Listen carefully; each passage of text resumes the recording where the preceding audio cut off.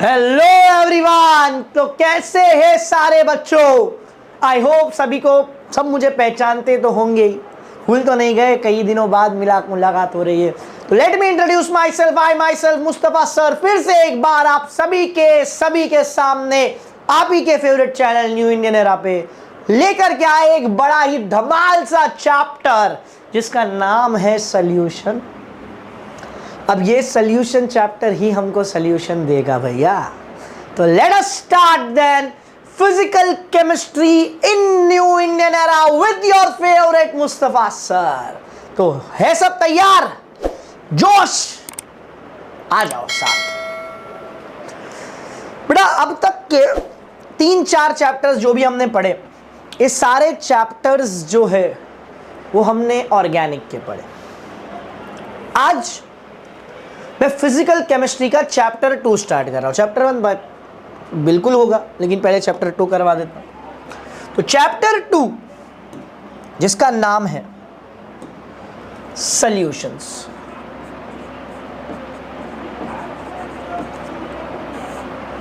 What are solution? किससे बनता है सॉल्यूशन? क्या होता है सॉल्यूशन? अब आप सोच रहे होंगे सर एक सॉल्यूशन के लिए चैप्टर बन गया, पूरा चैप्टर क्या? Let us understand what is solution.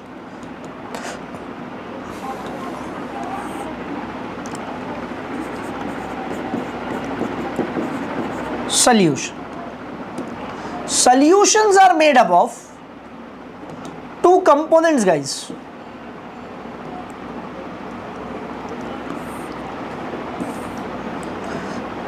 Solute and solvent।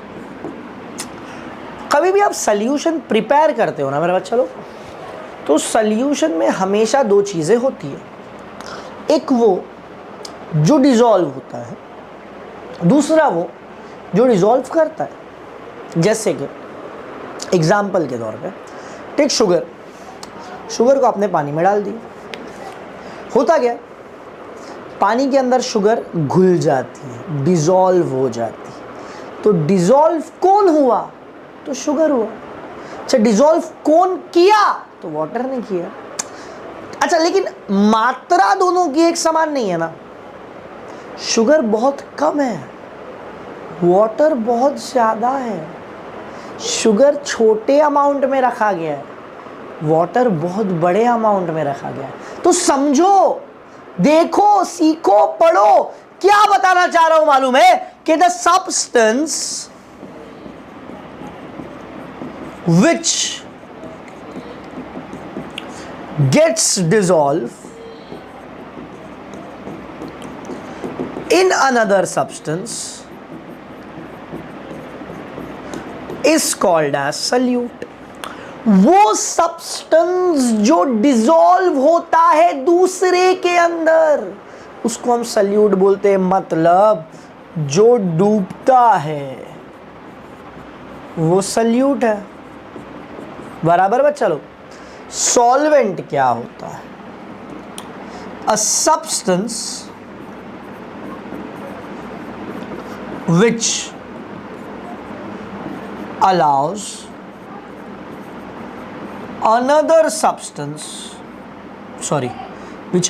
another substance to get dissolved।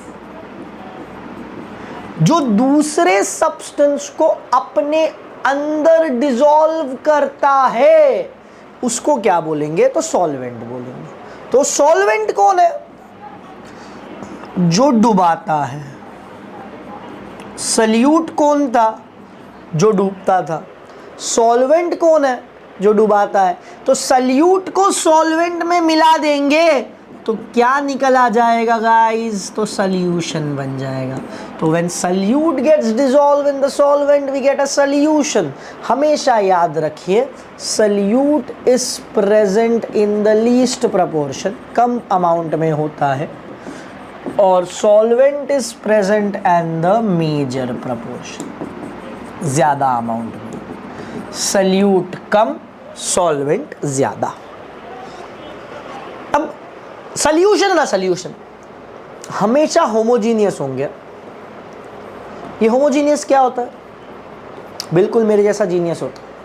ऐसे सोल्यूशन जो पूरे डिजॉल्व होकर एक जैसा दिखे। दो सोल्यूशंस होते हैं, दो मिक्सचर होते हैं सोल्यूशन नहीं, एक होता है होमोजीनियस, एक होता है हेट्रोजीनियस। होमोजीनियस जो ऊपर से नीचे तक एक ही दिखता है, हेट्रोजीनियस जो अलग अलग दिखता है। जैसे कि अभी मैं वाटर को ऑयल में डाल दूँ, अलग अलग दिखेगा, हेट्रोजीनियस। शुगर या नमक को पानी में डाल दो, घुल जाएगा, उसके बाद पहचान भी नहीं पाओगे किधर गए पार्टिकल, ढूंढ भी नहीं पाओगे। तो ऐसा जो पूरा एक समान हो जाता है उसको बोलते हैं हम होमोजीनियस। जो अलग अलग लेयर दिखाता है उसको बोलते हैं हम हेट्रोजीनियस। तो एक हो गया होमोजीनियस, एक हो गया हेट्रोजीनियस। मैं कौन हो गया? मैं सिर्फ जीनियस हूं, समझ आएगा? चलो ठीक। अब चलता हूं types of solution.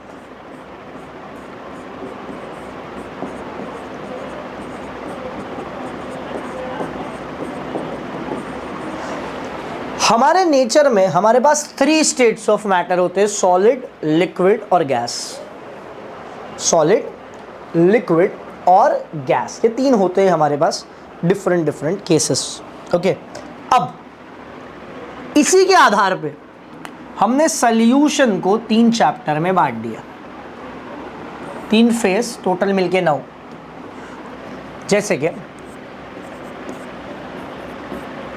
Solid in solid, solid in liquid और सॉलिड इन गैस। फिर liquid in solid, liquid in liquid और लिक्विड इन गैस। फिर तीसरा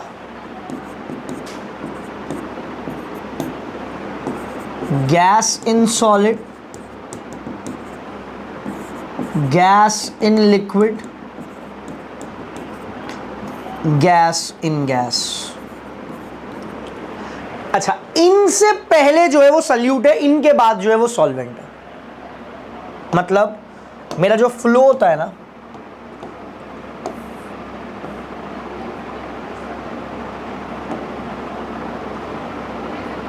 वो ऐसा होता है, सॉल्यूट इन सॉल्वेंट, सॉल्यूट पहले सॉल्वेंट बाद में, सॉल्यूट पहले सॉल्वेंट बाद में, बराबर। Solid in solid, metal alloys, जो एलॉयज बनते हैं, जैसे ब्रास आपने बना दिया, उसमें कॉपर और जिंक है, दोनों सॉलिड है, दोनों मिला। Gas in liquid, soft drinks जो हम पीते हैं ना, कोको कोला, पेप्सी, वो सब इसी से बनते हैं। गैस इन गैस, हमारा एयर। ऐसे एग्जाम्पल्स है, एड्जॉर्प्शन ऑफ हाइड्रोजन और प्लैटिनम हो गया। तो ऐसे बहुत सारे एग्जाम्पल्स। अब आपको क्या करना है, आपके टेक्स्ट बुक में ना मेरा बच्चा लोग, आपको एक पूरा टेबल ही दे दिया उन्होंने, ये टेबल तू पढ़, टेबल है एक। उस टेबल में, बड़े से टेबल में आपको 9 के 9 क्लासिफिकेशन दिए along with examples. Examples are important भाई, कभी कभी एमसीक्यू में पूछ लिया, alloys are the example of which type of the solution. नीचे ऑप्शन रहेगा solid liquid, liquid solid, liquid gas, solid liquid, ऐसा सब कुछ पहचानना, आंसर देने का काम आपका। तो एग्जाम्पल्स पढ़ लो, क्लासिफिकेशन पूरा आ गया तो 2 मार्क को आंसर एग्जाम में आ सकता है, तैयार रहिएगा। They can be asked for 2 marks in the exam, get yourself prepared. Clear है बच्चा लोग? तो ये पूरा का पूरा 9 टाइप मैंने आपके सामने रख दिया, पढ़ा दिया, समझा दिया, सिखा दिया। इसके बाद आता है based on the amount of solute present, solutions are classified into 3 types. 3 type में हमारे सॉल्यूशन क्लासिफाई होते हैं।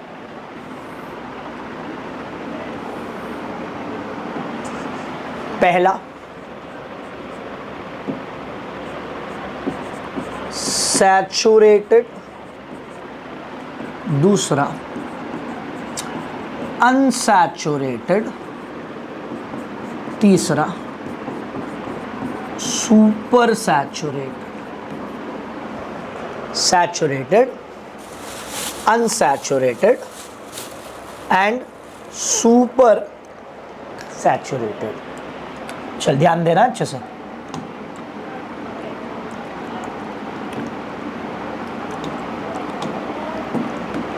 समझो मेरे पास है ना बेटा 3 ग्लास है, इक्विमोलार,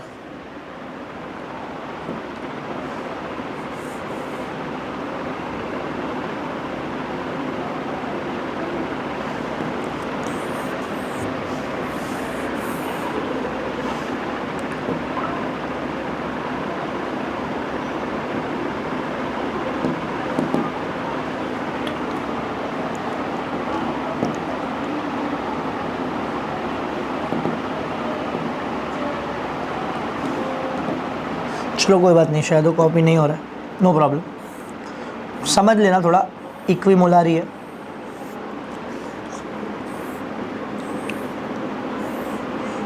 तीनों में एक समान वाटर फिल कर दो, इक्वल लेवल।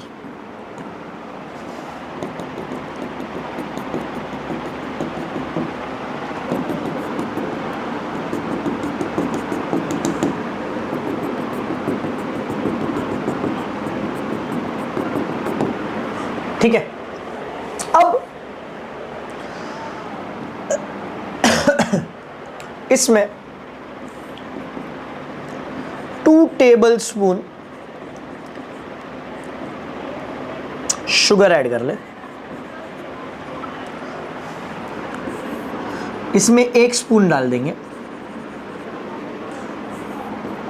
इसमें 4 स्पून डालेंगे शुगर, 2 स्पून, 3 स्पून और 4 स्पून।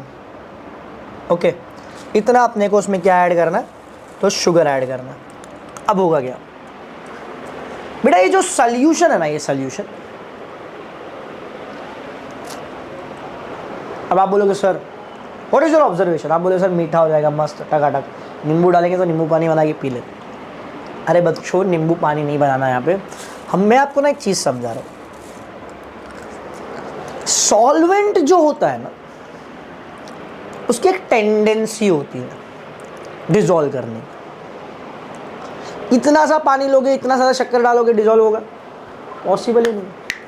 होता क्या है कि मैं जब 1 चम्मच शुगर डालता हूँ, डिसॉल्व करता हूँ, मस्त हो जाता है। मैं 2 चम्मच डालता हूँ, डिसॉल्व करता हूँ, हो जाता है। अब उसके बाद मैं 1 दाना भी शक्कर का डालूंगा ना, 1, तब भी वो डिसॉल्व नहीं करेगा। मतलब उसकी कैपेसिटी, उसकी टेंडेंसी, उसकी प्रॉपर्टी रीच हो गई डिसॉल्व करने की। The amount of solubility is reach to a maximum level, optimum level. अब आप चाहे कुछ भी ऐड करो, वो डिसॉल्व करना बंद कर देगा।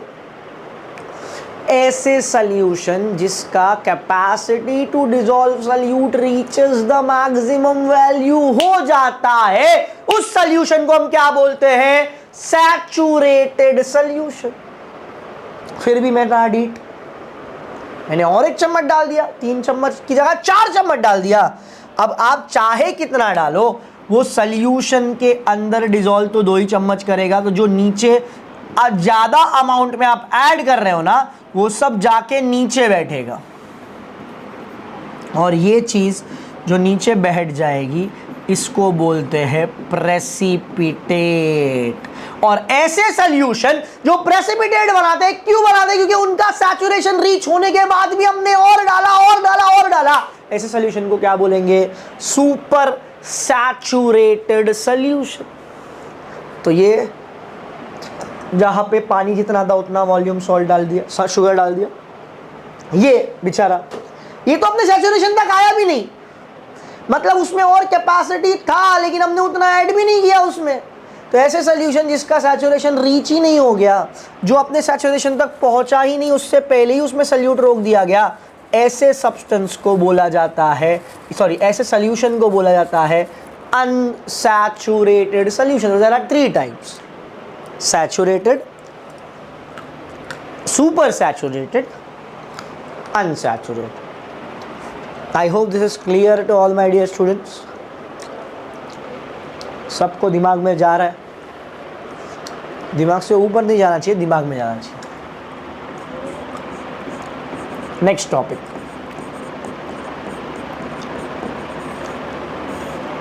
सल्यूबिलिटी। What is solubility? सल्यूबिलिटी क्या होता है? तो ये होता है। तो क्या होता है बताता हूं। The tendency of solvent to dissolve salute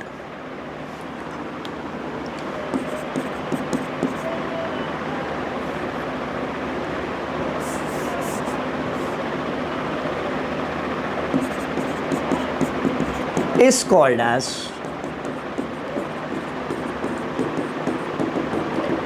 solubility.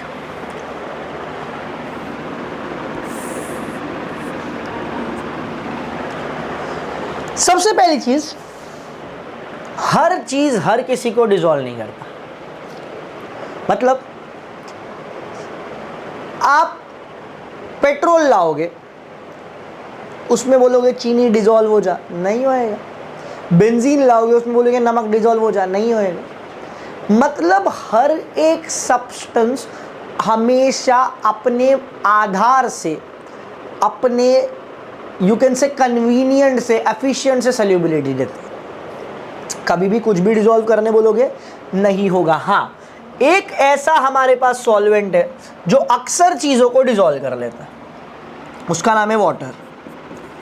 तो water is a universal solvent. Reason, water के पास है ना एक प्रॉपर्टी है डाइलेक्ट्रिक कांस्टेंट, बहुत ज़्यादा होता है उसका। डाइलेक्ट्रिक कांस्टेंट एक वैल्यू है, वो उसके वजह से हर सब्सटेंस को ब्रेक कर सकता है। और सब्सटेंस को अगर उसने ब्रेक किया तो वो डिसॉल्व भी आसानी से कर लेगा, क्योंकि जब ही डिसॉल्व होता है तो उसको ब्रेक करके ही डिसॉल्व करना पड़ता है। तो वाटर के पास एक बहुत बढ़िया सा प्रॉपर्टी है जिसका नाम है dielectric constant, due to which it has a very good amount of solubility into it. Water is a universal solvent.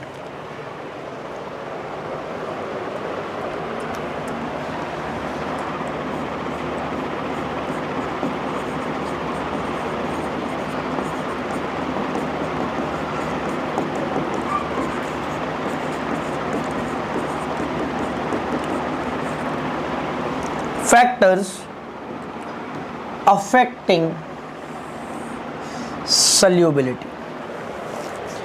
क्या क्या चीज है जिसके आधार पर मेरा सल्यूबिलिटी डिसाइड होता है? सबसे पहला, nature of solute and solvent. सबसे पहली चीज तो मैंने आपको ये बोला कि हर चीज हर दूसरी चीज में डिसॉल्व करेगी, जरूरी नहीं है। तो ये आपको बहुत अच्छे से समझना है, देखना है क्या किस में डिसॉल्व हो पाता है। तो अब इसके पीछे एक फैक्टर होता है जिसको हम बोलते हैं लाइक डिसॉल्व्स लाइक। ये याद रखना। मतलब क्या? मतलब ऐसा कुछ है, polar salute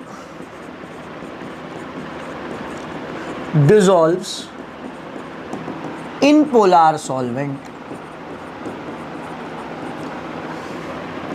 Non-polar solute dissolves in non-polar solvent. Fix है ये रूल। पोलार पोलार में डिसॉल्व करेगा, नॉन पोलार नॉन पोलार में डिसॉल्व करेगा। अब ये पोलार क्या है, नॉन पोलार क्या है, ये समझना जरूरी है। पोलार पोलार को खाता है, नॉन पोलार नॉन पोलार को खाता है। सबसे पहले पोलार। पोलार वो होता है, एकदम शॉर्ट में समझे तो, जिसको चार्ज बना सकते हो आप। चार्ज जिसमें बनेगा वो पोलार। एग्जाम्पल दो, NaCl डिसोसिएट होगा, Na plus Cl minus. Water H2O dissociate होगा, H प्लस OH। तो दोनों ने चार्ज बना, दोनों पोलार है। NaCl क्या होता है? आपके घर का नमक, कॉमन सॉल्ट। पानी में डालो नमक घुल जाता है, होता है ना। इनऑर्गेनिक सॉल्वेंट मतलब बेंजीन, पेट्रोल को बेंजीन में डालो घुलेगा, पानी में डालो नहीं घुलेगा। तो पोलार पोलार को डिसॉल्व कर सकता है, नॉन पोलार को डिसॉल्व कर सकता है। तो ये होता है नेचर, उनके नेचर कैसे, वो इंपॉर्टेंट है जरूरी।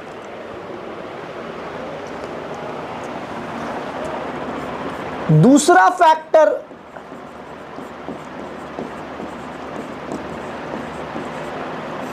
टेम्परेचर। फिर ले लेते एग्जांपल, आपके पास 2 ग्लास है पानी के, एक चम्मच शक्कर आपने दोनों में डाल दिया, इक्वल पानी भरा हुआ था। एक को आपने क्या किया, ऐसे ही छोड़ा, दूसरे को आपने गर्म कर दिया, हीट कर दिया।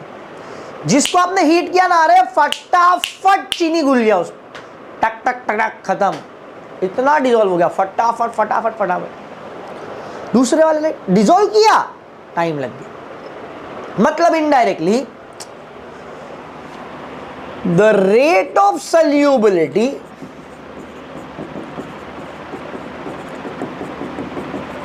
increases with increase in temperature। Temperature बढ़ा, सल्यूबिलिटी बढ़ा, इस हद तक कि बहुत सी बार with every rise of 10 degree Celsius solubility becomes double. मतलब 10 डिग्री आपने बढ़ाया तो जो चीज़ 5 मिनट में हो रही थी वो 2.5 मिनट में हो जाएगी, डबल हो गया। रेट बढ़ना मतलब टाइम कम होना। आई होप इतना केमिस्ट्री तो आपने पढ़ाई है और आपको आता भी है बराबर। लेकिन बात अभी खत्म नहीं हुई, एक्सेप्शन। क्या? नाटूसोफोर, सोडियम सल्फेट, इसका solubility decrease with increase in temperature. जब टेम्परेचर बढ़ेगा तो Na2SO4 का सल्यूबिलिटी कम हो जाएगा।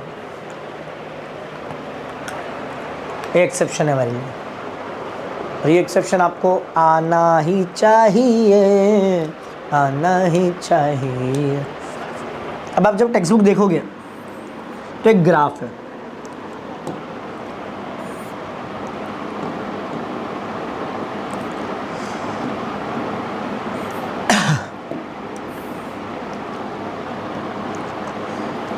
सल्यूबिलिटी वर्सेस टेम्परेचर। तो सबसे ऊपर जा रहा है ना, वो होता है KNO3, टेम्परेचर बढ़ा सल्यूबिलिटी भी बढ़ा। फिर कुछ होते हैं NaCl NaBr वो कम कम है। ये क्या होगा मालूम है क्या? 1 पॉइंट तक बढ़ता है फिर ऐसे नीचे आ जाएगा। यहाँ पे आपको मिलेगा Na2SO4, देखना अच्छे से टेक्स्ट बुक में। ग्राफ पे क्वेश्चंस तो नहीं आते हमारे बोर्ड एग्जाम में बेसिकली, लेकिन आया तो भी पता होना जरूरी है। दूसरा चीज़ कि हमको ये जानकारी होनी चाहिए कि ये कम होता है, इसका नेचर अलग है, तो ये डिज़ोल्व नहीं करेगा टेम्परेचर के साथ। I hope this much is clear to everyone. सबको इतना समझ में आ गया? यस मेरा बच्चा लोग। कुछ नहीं समझेगा तो कमेंट बॉक्स में बिंदास बेझिझक बताना। वैसे तो आप लोग सब लोग बहुत अच्छी बात करते हो मेरे लिए, थैंक यू वेरी मच। कुछ नहीं भी समझेगा तो बिंदास बताने का, ठीक है?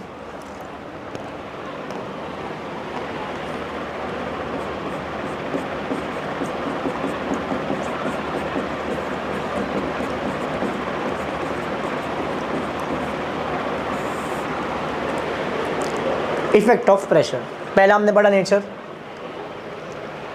फिर आ गए हम टेम्परेचर पे, अब आ गए हम प्रेशर।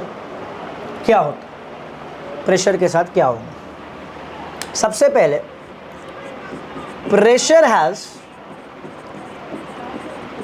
नो इफेक्ट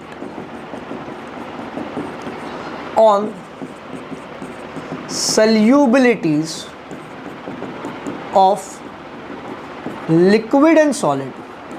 सॉलिड और लिक्विड में प्रेशर का इफेक्ट ही नहीं होता, क्योंकि प्रेशर एक्सर्ट कौन करता है? गैस। तो खाली गैस पे ही काम करेगा और किसी पे काम नहीं करेगा। So effect of pressure works only on gases. तो हम लोग यहां पर एक कंसेप्ट पढ़ेंगे, solubility of gas in liquid.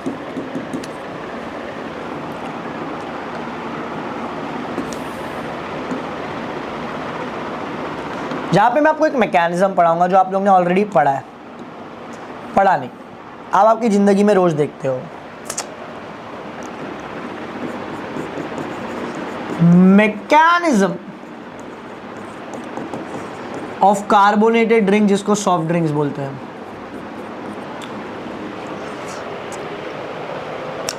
आप सभी लोग बड़े ही शौक से ड्रिंक करते हो। अरे ड्रिंक करते हो मतलब पेप्सी थम्स अप उसकी बात हो रही है, क्या ड्रिंक करते हो बाबा, कुछ और ड्रिंक करो मतलब। तो ड्रिंक का मैकेनिज्म होता है, समझो ये आपकी बॉटल है,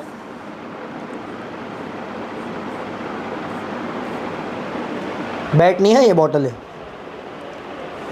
थोड़ा चला लो, एडजस्ट कर लो थोड़ा। अब इसमें ना हम लोग सबसे पहले अराउंड 3/4 हमारा फ्लेवर ड्रिंक भर देते हैं, जो भी फ्लेवर आपको पसंद है, मतलब आप जो पीते हो, क्योंकि हर कोई सेम नहीं, कोला नहीं आता ना हर किसी में, कोई फेंटा है तो उसमें किसी में लेमन है, किसी में ऑरेंज है, कुछ भी हो सकता है, तो मैंने उसमें फिल कर दिया। अब ऊपर इतनी जगह जो रखी है ना, यहां पर हम कंप्रेस करके कार्बन डाइऑक्साइड गैस को फिल करते हैं। कंप्रेस्ड, एकदम दबा के डाल देंगे उसमें। अच्छा गैस जो ना, गैस, इन गैस के पार्टिकल्स में, ये गैस है, गैस के पार्टिकल एक दूसरे से काफी दूर है, तो आप इसको जितना कंप्रेस करोगे वो होगा। तो यहां पे हम क्या करते हैं ना कि तुम्हारा जो लिक्विड है उसके अंदर गैस को दबा के डिसॉल्व कर रहे हैं। अब वो डिसॉल्व कर रहे हैं तो ये अंदर जाके घुलते जा रहा है, डिसॉल्व होते जा रहा है, मतलब indirectly solubility of gas in liquid, gas dissolve हो रहा है किस में, लिक्विड में, बराबर ना। गैस डिसॉल्व हो रहा है किस में हो रहा है मेरा, अच्छा लिक्विड में हो रहा है। अब जैसे ही वो कंप्रेस करते हैं ना, आपको पता है अब गैस भर गया है, टक करके ढक्कन मार देंगे, बंद हो गया। अब जब आप मस्ती में बचपन में हम करते थे, आपको जब भी समझो कुछ पीना है, थम्स अप वगैरह, तो उसको ना हम लोग पहले शेक कर लेते थे। अच्छा आप जब आप शेक कर रहे हो ना, इसके पार्टिकल को आपने एक्टिवेट कर दिया, इसकी एनर्जी मिल गई, टक टक टक टक। अब ये धूप इतना प्रेशर में, ये आपने जैसे ही खोला प्रेशर, सबसे पहले गैस बाहर खोला, पाक करके बाहर कार्बन डाइऑक्साइड, बराबर। तो मेरा बच्चा लोग, मुझे ये मैकेनिज्म आपको क्यों सिखा रहा है बताया, क्योंकि मुझे यहाँ पे एक कंसेप्ट पढ़ा था जिसका नाम है हेनरीज लॉ। हेनरीज ने वही बोला जो आपने देखा। हेनरी ने क्या बोला कि कभी भी कोई भी ऐसा सब्सटेंस, जिसकी बात हो रही गैस की, किसमें, लिक्विड में, the solubility of gas in liquid, उसमें solubility is directly proportional to pressure. क्या बोला उसने, solubility is directly proportional to pressure. तो S is directly proportional to P, ये उसका मैकेनिज्म। जितना ज्यादा तू प्रेशर लगाएगा उतना ज्यादा वो डिसॉल्व करेगा। प्रेशर ही नहीं मार रहा है, अंदर कैसे जाएगा। प्रेशर ज्यादा डिसॉल्व ज्यादा, प्रेशर ज्यादा डिसॉल्व ज्यादा, प्रेशर ज्यादा डिसॉल्व ज्यादा। प्रेशर जितना बड़ा सल्यूबिलिटी भी उतना बड़ा, प्रेशर जितना कम सल्यूबिलिटी भी उतना कम। तो यहाँ पे प्रोपोर्शनलिटी अगर निकल गया तो S is equal to KH into P, where KH is called as Henry's constant.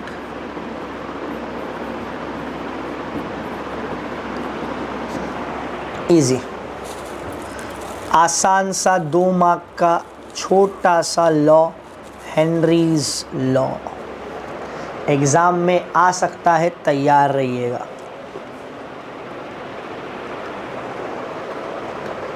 सल्यूबिलिटी ज़्यादा, प्रेशर ज़्यादा, सल्यूबिलिटी कम, प्रेशर कम, सल्यूबिलिटी भी कम। जितना प्रेशर लगाओगे उतना डिज़ोल्व कर पाओगे, सिंपल सा उसूल। पक्का, श्योर, नक्की।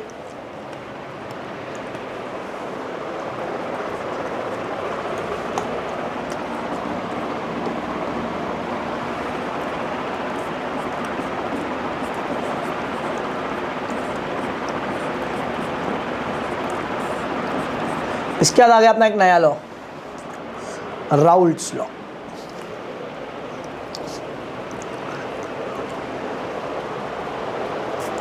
पहले लॉ लिख देता हूं।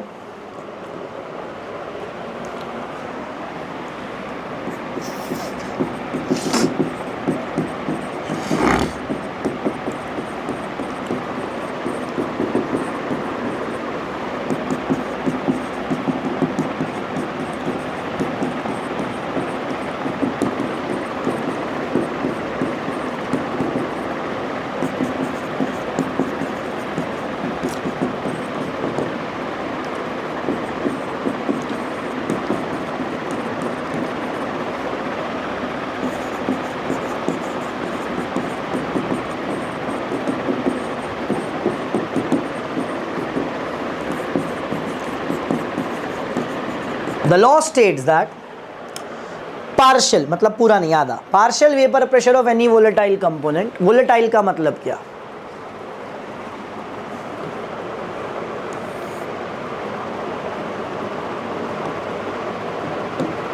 volatile का मतलब a substance which evaporates readily are called as volatile। जिसकी टेंडेंसी है, मतलब जिसके पार्टिकल इवापोरेट बहुत जल्दी हो जाएंगे, तुरंत हो जाएंगे, क्विकली हो जाएंगे, उसको बोल देंगे वोलेटाइल। बराबर। तो राउल्ट्स लॉ क्या बोलता है कि पार्शियल वेपर प्रेशर किसी भी वोलेटाइल कंपोनेंट का हमेशा से इक्वल रहेगा, किसके साथ? तो प्रोडक्ट का मतलब मल्टीप्लीकेशन करो, किसके? उनके वेपर प्रेशर और मोल फ्रैक्शन का। मोल फ्रैक्शन 11वीं में पढ़ा था, number of mole upon total number of mole. तो लिखता हूं P1 and P2 be the partial vapor pressure,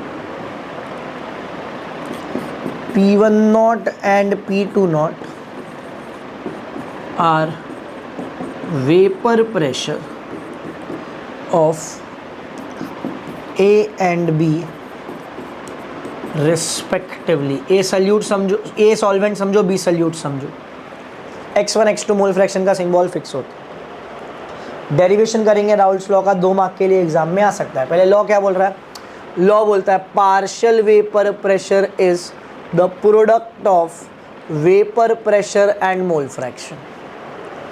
partial vapour pressure is equal to a product of vapor pressure and mole fraction। this is vapor pressure, this is mole fraction। ये हो गया for volatile component A। similarly P2 is equal to P2 naught x2 for volatile component B। अब एक law है, Dalton's law. According to Dalton's law of partial pressure, उसने बोला total pressure के लिए दोनों पार्शियल प्रेशर को प्लस कर दो। Therefore P is equal to P1 plus P2, इन दोनों को प्लस करने बोला। P1 की जगह क्या लिखेंगे?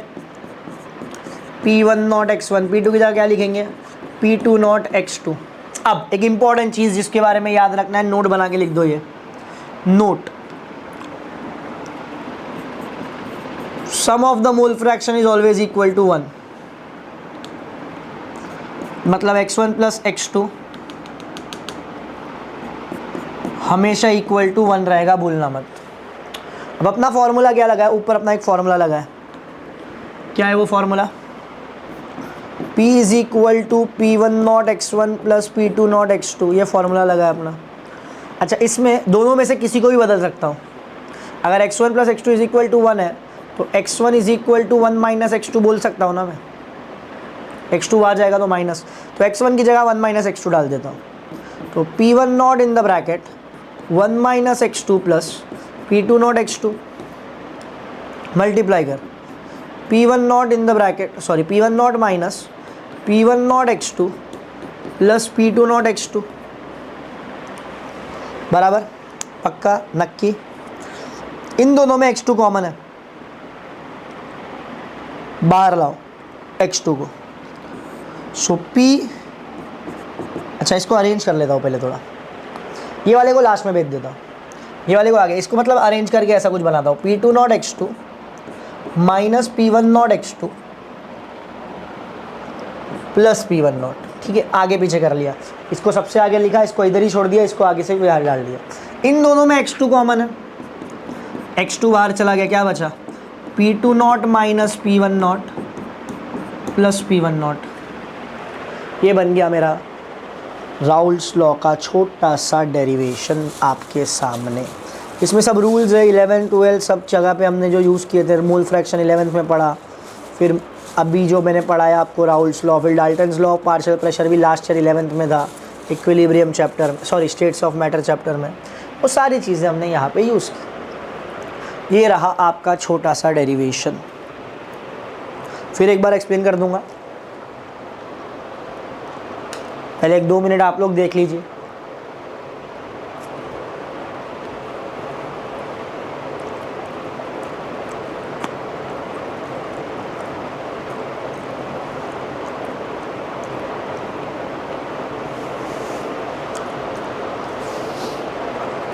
चलिए देखिए, दो कंपोनेंट है A और B। राउल्स लॉ ने बताया P1 x1 P2 is equal to P2 x2। Dalton ने क्या बोला? दोनों को प्लस करो, दोनों को प्लस किया। नोट बताया x1 प्लस x2 क्या होता है? 1 होता है। तो x1 की जगह 1 माइनस x2 डाल दिया, मल्टीप्लाई किया P1 minus P1 x2 P2 x2, इसको एडजस्ट किया, x2 बाहर निकाला, बन गया फॉर्मूला। फॉर्मूला चाहिए तो लिख दो यहाँ पे, P is equal to x2 in the bracket P2 minus P1 plus P1। आप यही फॉर्मूले को आराम से रिवर्स भी कर सकते हैं, मतलब इसकी जगह पे x2 is equal to 1 minus x1 करके करोगे तो भी चलेगा, नो प्रॉब्लम, उसको भी पूरा मार्क मिलेगा, उसमें भी मार्क्स कटने वाला नहीं है, एग्जैक्टली करेक्ट मिलेगा, कुछ भी रॉन्ग नहीं मिलेगा उसके अंदर में। Am I clear to everyone? सबको समझ में आया ये लॉ? अब इसी के साथ साथ चलो वो वेपर प्रेशर में पढ़ेंगे। आपका पूरा चैप्टर 2 हिस्सों में बटा है। एक हिस्सा सॉल्यूशन, ये पहला जो पुराना सिलेबस था ना हमारा, उसमें इस चैप्टर को नाम हुआ करता था सॉल्यूशन एंड कॉलिगेटिव प्रॉपर्टीज। तो ये सॉल्यूशन यहाँ पे खत्म होता है। अब हम शुरू करेंगे कॉलिगेटिव प्रॉपर्टी, बड़ा पार्ट है वो। यहाँ पे इसके सम्स वगैरह जो है वो मैं करवाऊंगा बाद में। पहले आज का थियरी, आज इंट्रोडक्शन था ना चैप्टर का। अगर आपने थंबनेल देखा रहेगा तो थंबनेल में ही हमने लिख के दिया, क्या लिख के दिया? इंट्रोडक्शन। तो ये आज के लेसन में, आज के लेक्चर में इंट्रोडक्शन ही था मेरा। सॉल्यूशन क्या होता है, किससे बनता है, सैचुरेटेड क्या है, अनसैचुरेटेड क्या है, मतलब इनडायरेक्टली पूरा डिटेल डेप्थ नहीं दिया, इंट्रो दे दिया चैप्टर का क्या होगा। चैप्टर में जो बड़ा हिस्सा है, मेजर हिस्सा है, वो कहाँ से है? तो वो हमेशा हमारे कॉलिगेटिव प्रॉपर्टीज से है। 2 लॉज पढ़े आज हमने, एक तो राउल्स लॉ और एक हेनरीज लॉ। दोनों बड़े इंपॉर्टेंट लॉ हैं। ये भी एग्जाम में आता है, derivation of Raoult's law, 2 mark के लिए। ये राउल्स लॉ का डेरिवेशन, ये स्टेटमेंट, हेनरीज लॉ। बेटा मैं ना यहाँ पे आपको सिखाऊंगा। फिजिकल केमिस्ट्री में एक इंपॉर्टेंट चीज़ हमेशा याद रखना, you should be very much text book addicted. Text book आपके साथ रहनी ही चाहिए। टेक्स्ट बुक के बिना कुछ नहीं होने वाला, तो टेक्स्ट बुक साथ में रखना। नेक्स्ट लेक्चर से मैं भी टेक्स्ट बुक साथ में खोल के ही पढ़ाऊँगा। आज जो किया उसके लॉज, उसके डेरिवेशन सब टेक्स्ट बुक में अच्छे से पढ़ लेना। नेक्स्ट लेक्चर जब आऊँगा तो कॉलिगेटिव प्रॉपर्टी स्टार्ट करूँगा, तो ये बहुत इंपॉर्टेंट टॉपिक। तो आज का सेशन छोटा सा स्वीट सा इंट्रोडक्शन सा। मिलते हैं अगले लेक्चर में, तब तक के लिए bye bye guys, take care, love you all.